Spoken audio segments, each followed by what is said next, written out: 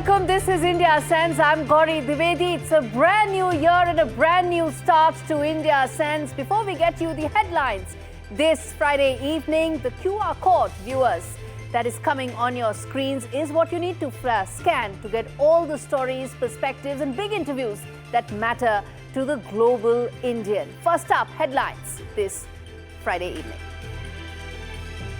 From supporting the junta to openly backing rebels fighting it, India Sense exposes China's carrot and stick policy in Myanmar that is behind the present mess of the country. India ramps up security along crucial Siliguri corridor ahead of Islamabad's first military drills in Bangladesh since the 1971 Liberation War. Creation of new counties will neither have a bearing on India's long-standing and consistent position regarding our sovereignty over the area, nor lend legitimacy to China's illegal and forcible occupation of the same. New Delhi hits back after China's fresh attempts to make changes around the boundary. India rejects China's two so-called new counties with large parts of India's Aksai Chin territory in it. From economy to geopolitics, India Sense decodes what all will be New Delhi's priorities in the new year. And 2025 turns out to not be such a happy new year for Justin Trudeau. Caucus wants the Canadian Prime Minister to resign while public trolls Trudeau on his New Year break. And after 5 years of COVID outbreak, unconfirmed reports of a new pneumonia outbreak in China goes viral, puts the world on tenterhooks. 5 years on, is the world truly prepared to handle any pandemic?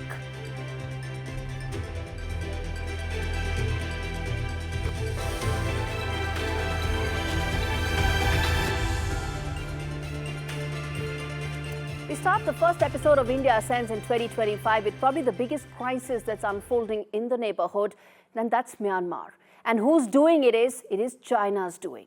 The situation in Myanmar has reached a boiling point as ethnic armed organizations like the Arakan Army have gained the upper hand in the ongoing conflict.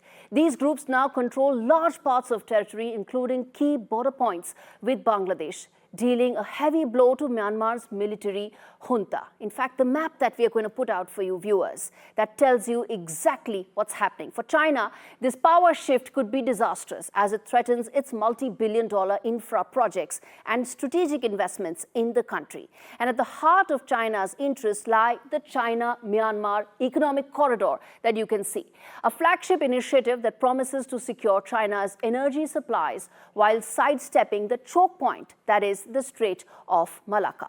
But most think that Beijing is really part of the problem. Its support for the military junta after the 2021 coup, being the single largest provider of arms to the junta and trying to mainstream the brutal army have all contributed the mess that Myanmar is in right now.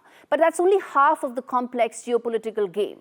On one hand, China is making overtures to the junta, supporting infra projects like the new Yangon City and several others, the railway line. And on the other hand, it uses the carrot and stick strategy to reach out to the ethnic armed organizations as well, trying to cut their resources, cut their supply lines, try and make them also on China's side. But with this rising instability in Myanmar, what is really happening is that China's bet is actually now a double-edged sword. And the kicker really is that China has everything to lose. If the junta crumbles, it risks losing control of crucial territories and pipelines, not to mention the rare earth minerals that are essential to its high-tech industries. With rebel groups gaining ground in those resource-rich regions, Beijing is facing increasing disruptions to its supply chains. Prices of rare earth materials have surged, putting pressure on China's economy and, most importantly, its EV ambitions. In northern Shan state, meanwhile, Chinese investment projects are now under the control of rebels and People's Defense Forces, further complicating China's plans. These groups now hold the geopolitical leverage. They dictate the terms of trade and military influence along Myanmar's border with China, none of which is what Beijing really anticipated when it started getting into this Myanmar mess. And as the situation continues to spiral, China finds itself between a rock and a hard place. It is caught between supporting the embattled junta and maintaining a relationship with the increasingly powerful rebels with which it has no hold on. And it's not just Myanmar. The ripple effects are actually being felt in the entire region, including in India. The instability is pushing New Delhi to now shore up its defenses along the porous Myanmar-India border. And as China's investments face mounting risks, it may soon find itself on the losing end of a wider regional conflict, one that could drag India and several other players in it as well. Beijing has tried to juggle both sides, but in this high-risk game, it may soon discover that it cannot have its cake and eat it too. And suppose the junta falls and the rebels actually gain control. In that case, China will be left holding an empty bag, investments at risk, and strategic projects all hanging by a thread. In the end, China may have underestimated the stakes. Myanmar was meant to be a crown jewel in Beijing's BRI. Instead, it's turning out to be a costly gamble, one where China seems to have placed all the wrong bets. All right, shifting focus now to the first wide-angle story. It's a new year, and with it, there are new expectations. And we now tell what all should India now be looking forward to in 2025. Firstly, India should look forward to becoming a bigger economy. By all estimates, India will surpass Germany to become the fourth largest economy this year. Of course, with a growth bump, India needs to now make sure that private investments pick up. At 3.2% of the GDP, government cannot invest anymore. It has to come from private sector. Services will drive Indian economy, but answers will be needed on how to create jobs, especially for a young country like India. So that's something that's going to be a focus area that New Delhi needs to prioritize. The second thing that India will be looking forward to, well, is a Trump presidency. There's a fair chance that Prime Minister Modi may be invited to the inauguration ceremony, which is a first for any US president in over a century. His cabinet, his own position on Bangladeshi Hindus should give comfort to the present dispensation in New Delhi that the issue regarding Bangladeshi Hindus will be addressed by the US. As for tariffs, the impact will be felt. But let's remember that the average tariff rate in the 1960s was about 16%. It's now come down to 3%. The worst that can happen is it probably will go to 4, maybe 4.5%, after which it will start hurting the US consumers and probably, or hopefully, will be rolled back. The other thing that India needs to now look forward to is this year. It will play a pivotal role in the immediate neighborhood. The upheaval in Myanmar that we just spoke about, the slow recovery in Sri Lanka since its 2022 bankruptcy, the constant terror fighting that's taking place between the Afghan Taliban and the Pakistan, and the downfall in Bangladesh due to the radical fringe elements that will all require New Delhi to step up using both diplomatic and, yes, economic tools. This year, India will emerge as the new fulcrum, not just in Asia, but in the world as well. All right, shifting focus now to the other big story that we are tracking and the second wide-angle story. For 54 years after the birth of Bangladesh, the country under Muhammad Yunus is now forging ties with its arch-enemy, Pakistan, the one with which it wanted to break away. Dhaka and Islamabad are closing ranks after decades of estrangement since the birth of Bangladesh, and India now faces a two-front challenge, one where China and Myanmar are bound to compound matters. This report tells you what are India's options in 2025 of this emerging scenario. India is facing an escalating threat as military ties between Pakistan and Bangladesh surge to unprecedented levels. The high-stakes power play could alter the balance of security in South Asia. BSF is keeping a close vigil along the high-security North Bengal frontier, which guards the critical Siliguri corridor, a lifeline for India's northeastern states. The corridor's strategic importance has never been more apparent. मैंने अभी पूरा north Bengal का जो हमारा frontier है उसका पूरा दौरा किया है और मैंने पाया है कि बीएसएफ के द्वारा अपनी जिम्मेवारी बहुत अच्छे से निभाई जा रही है बॉर्डर गार्डिंग के संबंध में.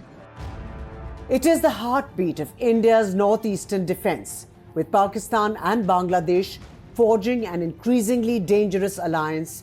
India has no choice but to ramp up its security. This region is now ground zero in a growing regional security crisis. In a shocking development, Pakistan's Joint Chief of Staff, Lieutenant General Sahir Shamshad Mirza, is scheduled to visit Dhaka, the first such visit in over half a century. The move signals a dramatic shift in regional geopolitics as old enemies seem to be converging in ways that could have far-reaching consequences. The embers of old conflict, dating back to the bloody 1971 Liberation War, are being reignited. Pakistan and Bangladesh, once fierce adversaries, are now inching towards an alliance. The momentum for this shift began in Cairo, where Pakistan's Prime Minister Shahbaz Sharif met with Bangladesh interim leader Muhammad Yunus. Details of their talks remain secret, but the implications are clear. Old wounds are being mended, and a new, more dangerous alliance is emerging. But the danger doesn't stop here. In February, Pakistani soldiers will train Bangladeshi forces for the first time since the 1971 war. To make matters worse, Bangladesh's Navy will participate in Pakistan's Aman maritime exercise. The move speaks volumes about the growing military alignment between the two nations. But perhaps the most alarming development is Pakistan's recent arms deal with Bangladesh. In August 2023, Islamabad supplied Dhaka with 60 tons of RDX and ammunition. India's BSF is now closely monitoring the situation, especially along the Teen Bigha corridor, one of the most sensitive border areas between India and Bangladesh. The newfound bonhomie between former East Pakistan and Pakistan rests on a common animosity towards India. But the question remains, how will this change the power balance in the region, with volatilities in Myanmar and China's deep linkages to Islamabad?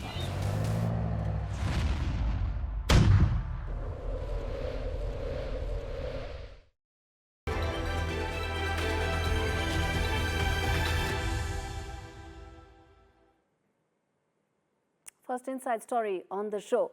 Is history about to repeat itself? In a move that's raising eyebrows across the globe, tensions are rising. China has ramped up its monitoring of respiratory diseases just as winter sets in. Why?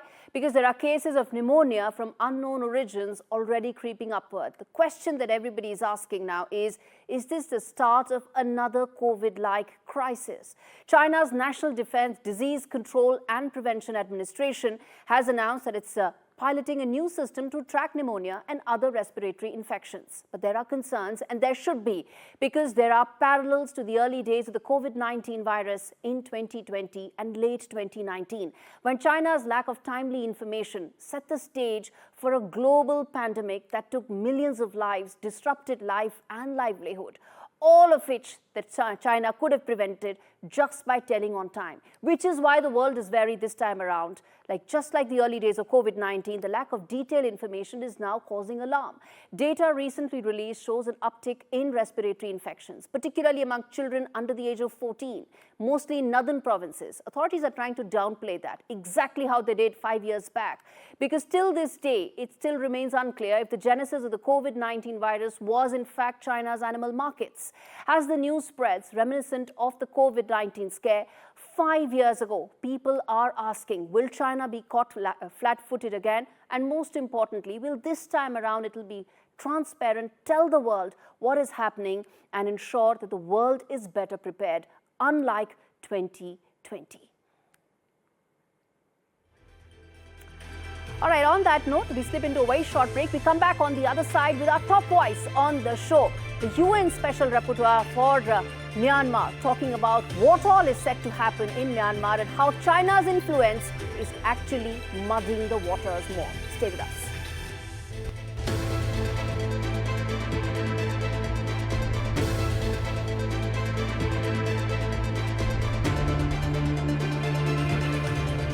Welcome back. You're watching India Sense. As said, the top voice this week is the UN Special Rapporteur for Myanmar, Thomas Andrew, speaking to us about what really is unfolding in Myanmar. Mr. Andrew, thanks much for taking out the time and speaking to me on India's sense. Let me start by asking you, firstly, what do you think is China's role in the mess that Myanmar is in right now? It's a very good question, and of course we need to see. China has a great deal at stake, both in terms of its business interests and the fact that it's very significant border interests with Myanmar. They've been engaging with all players most recently. They have a lot to lose in this in a conflagration right across their border, and they recognize that, and they've been working to try to address it. On the one hand, the opposition, the resistance through the National Unity Government is represented in the United Nations General Assembly. They have that seat. The Myanmar seat is held by someone who is very much opposed to the military junta. That is an encouraging sign, and the only reason that is possible is because of China, as a member of the Credentials Committee, has not objected to that. So that's a very positive step forward. On the other hand, China is the second largest source of weapons for the military junta in the world. So we have a complex situation, but we have the fundamentals for China, namely the great stake that they have in a stable border over in Myanmar, and the business interests that they have in Myanmar create significant incentives for them to try to be a force for stabilization and security in that region. We'll see. I mean, I know that discussions have been held with a variety of the players on the ground. Yes. Some have worked out, some have not. But certainly the fundamental is that China has a great deal at stake in what's going on in Myanmar. Okay. The junta has said that they're going to hold an election right now. Is that possible under the present situation? Well, there is no way that there could possibly be an election under these conditions. I mean, you cannot have an election where you detain tens of thousands of political prisoners, where you torture them, where you execute them, where it's illegal to report the truth in Myanmar, where voicing opposition to the military junta is a crime. I mean, it's ludicrous, not to mention the fact that there's a huge conflict going on in the country. There's just no way that a free and fair election could possibly occur under these conditions. In fact, what it really is an attempt to create the mirage of a democracy. And the reason it's important for the junta to try to pull this off is because, listen, they need three things to survive. They need money, they need weapons, and they need legitimacy. They've been losing access to weapons. Their sources of weapons have dropped by a third over the course of the last year. They're having very, very difficult time getting access to financing, and certainly legitimacy is a third area that they believe they could try to make headway on with respect to having an election later this year. I think it's really important for the nations of the world to call this so-called election what it really is, namely a fraud, and that particularly democracies of the world make it clear that you cannot possibly have an election, a free and fair election, under these conditions, and to be pushing and advancing the fundamentals of what a free and fair election is, and the ingredients to such a free and fair election, and the clear evidence that none of those conditions exist right now. I think we have to be very firm and clear that we reject this notion of an election in Myanmar under these conditions as an international community. Myanmar affects Bangladesh, China, India, the entire region. And now you have Bangladesh Army Chief relying on China to address the Rohingya crisis. But one would say China is part of the problem. Do you see such overtures making matters worse? Well, I think the first and foremost, I think we all have to recognize that things are getting worse, and that what is being attempted at this point, whether it be China or really anybody else, is not working. We need a change of course. And trying to deal with this situation incrementally, trying to gain some strategic advantage one way or the other, has simply failed. And what we need to be doing is looking at it in a comprehensive way to minimize the extent to which the junta, the military junta, is able to continue these atrocities. We need to take away their sources of weapons. We need to take away their sources of money, and we need to take away their legitimacy, the three key ingredients to their survival. Unless and until we do that, we can only see things getting worse. And the incremental attempts that we've tried up to this point as an international community or as players in the region have attempted simply have not worked. A change of course is imperative. All right, Mr. Thomas Andrew, thanks much for speaking to me on an issue that we're going to revisit hopefully soon.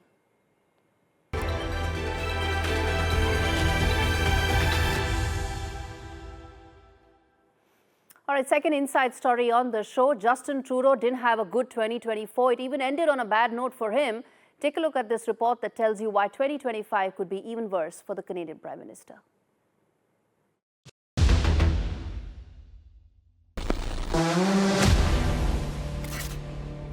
"2025 is shaping up to be a not-so-happy new year for Canadian Prime Minister Justin Trudeau, and the writing's on the wall.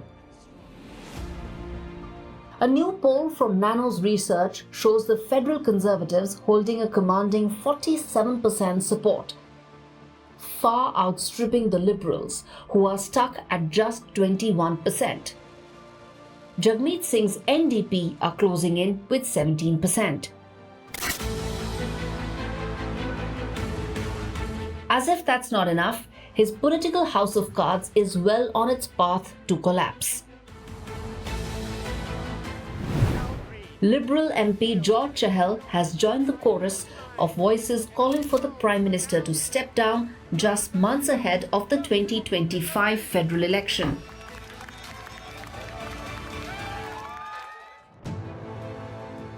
Chahal's echoed the calls of Senator Percy Down and MPs like Ken MacDonald, both urging for new leadership.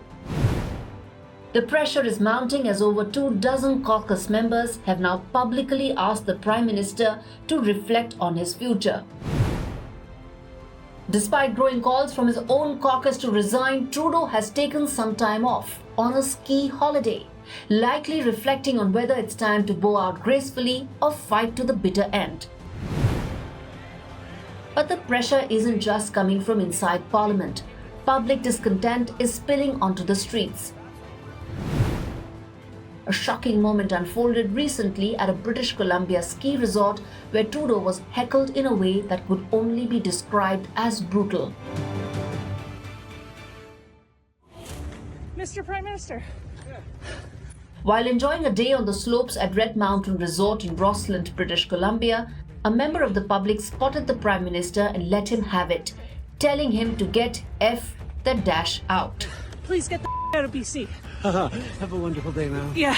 The incident, caught on camera and shared widely on X, highlights just how deep the public's frustration runs with the Prime Minister.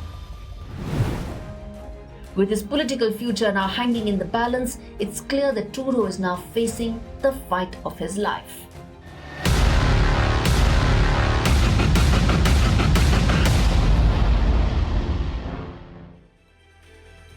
But that is a wrap on this edition of India Sense. Thanks so much for watching.